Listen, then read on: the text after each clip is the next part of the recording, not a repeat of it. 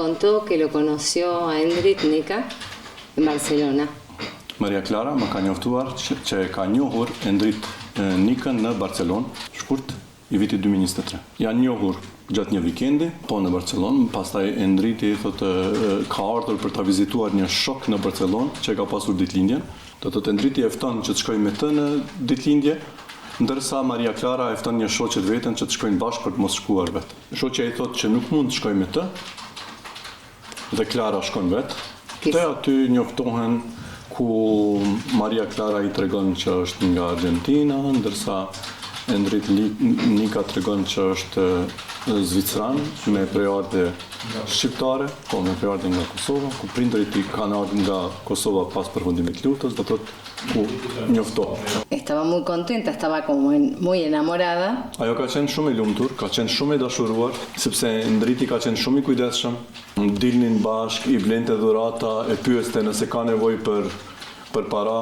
Kur Maria Clara mi tregoi këto, unë nuk isha e pajtimit. Unë si nën dhe si argentinase, nga kultura nga e cila vi, ne besojmë që gratë duhet të jenë dhe janë ekonomikisht të pavarura. Edhe në një moment, duke qenë se gjithçka shkonte shumë shpejt, Maria Clara i shpreh brengën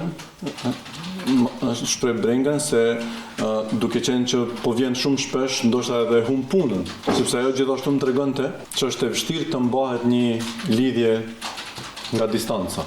Ta përmendet, ta theksoj edhe këtë detaj kur Maria Clara dhe Endriti përshëndeten atë vikend, kur ai shkon për Zvicër, ajo çan. Ai vaj ka të bëj se ai i tregon asaj, Endriti i tregon Marias që ai e ka një të dashur në Zvicër. Do të unë i them që të pushojnë, duke qenë që rruga ka qenë i gjatë, dhe të nesërmen kur të zgjohen të ma dërgojnë një mesazh, vetë më tregoj se si po shkojnë përgatitjet për dasmë. Të nesërmen do të t'i tregon që makijazhi nuk i pëlqen, që do thotë grimeria nuk ka dashur t'ia ndroj makijazhin. Y después ya me habló cuando estaban en la preboda. Dhe pastaj më ka shkruar kur ka qenë në këtë ngjarje para dasmës. Tenía poca recepción de la señal de internet. Ka pas gjithashtu pak lidhje interneti, ka pas do thotë lidhja e internetit ka qenë në topët, më dërgon disa video që i ka xhiruar, më dërgon një audio ku duket që është duke kalu mirë, que se estaba divirtiendo. që po kënaqet, dhe pastaj lajmi. Y después la noticia. Pastaj lajmi. La noticia de la tragedia que Lajmi i tragjedisë. Më thret një shoqe e vajzës sime, që është në Barcelonë, me llama llorando. Më thret duke qartë dhe më pyet se kur ka qenë hera e fundit që unë kam biseduar me Maria Clara. Shoqja çante. Y yo le pregunté, ¿qué te pasa? Dhe unë e pyet, çka po të ndodh? Çka po ndodh? ¿En qué te puedo ayudar? A mundem me të ndihmu? I them unë. Ajo prapë më thot që sa kohë nuk po flet me Maria Clara. I them që kam biseduar me të me datën 31. Dhe më thot diçka i ka ndodhur Claritës. Dhe ma dërgon një fragment të një mediumi digital të Zvicrës, ndërsa këtë ja ka dërguar dikush përmes një llogarie të Instagramit, që kjo nuk e njeh.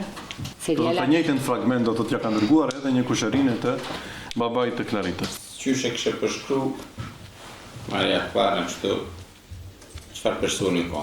Maria Clara ka qenë një person i mrekullueshëm. Una persona amorosa, një person dulce, i dashur, një person i ëmbël, një punëtore, ka qenë e arsimuar, ka zhvilluar dy karriera, traductorado en inglés. Ka qenë përkthyese e anglishtës. Si querés, ka qenë përkthyese dhe ka pas karrierë juridikut, ka qenë shumë e shoqërueshme. Era una persona carismática. Ka qenë person karizmatik. Era adorable. Ka qenë shumë i dashur. Buena mujer. Ka qenë grua e mirë, me vlera të mëdha, me virtyte të mëdha. Është edukuar që ta respektoj tjetrin. Pa dhunë, në shtëpinë time ka qenë rregull që gjithçka të zgjidhet me fjalë. Clarita më ka thënë që ai ka pasur dëshirë të martohet dhe se ka dashur që të udhtojë me të në shumë vende të botës, duke përfshirë edhe Argentinën, duke qenë se atij i pëlqen futbolli.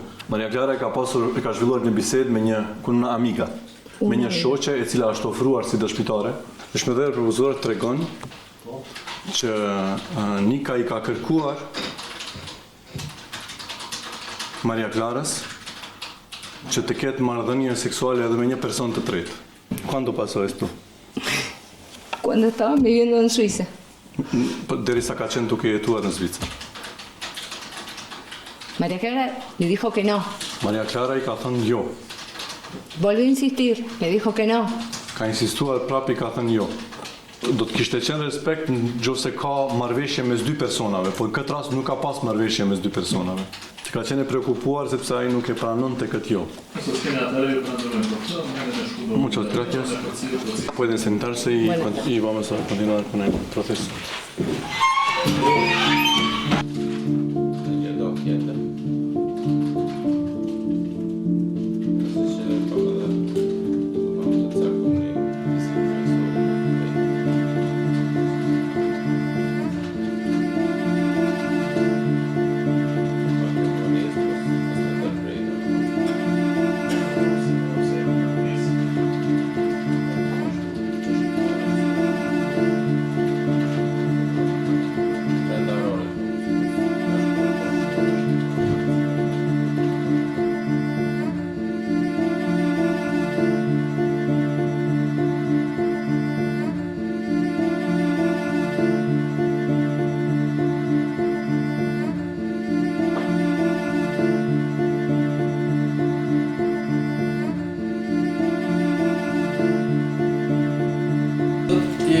Procesi penal të rëndësishëm që po për objekt një ngjarje tragjike me pasoja fatale për një të re